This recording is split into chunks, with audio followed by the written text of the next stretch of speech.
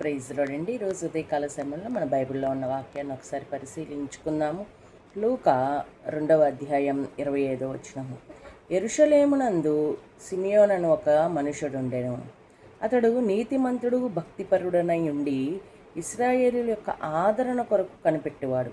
పరిశుద్ధాత్మ అతని మీద ఉండెను. ఆమేన్. Praise the lord.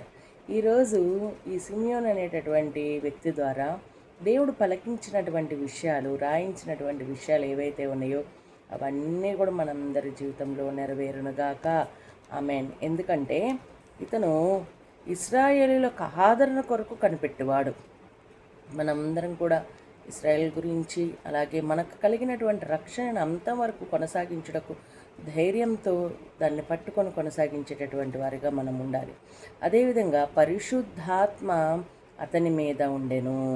మనం నీతిమంతులుగా భక్తిపరుడవై ఉండాలి. నీతి న్యాయాన్ని అందుకనే దేవుడు అంటారు, మొదట నా నీతిని, నా రాజ్యాన్ని వెతుకుడి అని. మనం నీతి కలిగినటువంటి వారమే ఉంటే స్థాపించబడేటటువంటి వారిగా ఉంటాం. మరి ఇన్ని విషయాలు మనకి బైబిల్లో ఇంత కూలంకషంగా మనకి తెలియచేస్తూ ఉంటే దేవుడు ఎలా ఉండాలి, భక్తితో ఉండాలని, పరిశుద్ధాత్మ శక్తితో ఉండాలని, ఇశ్రాయేల్ కొరకు ఆదరణ కలిగి ఉండాలని, నీతిమంతులుగా ఉండాలని చేస్తే అన్యాయంగా జీవిస్తున్నారు ఏంటండి? మరి కాని దాన్ని కావాలని కోరుకోవడం ఏంటండి?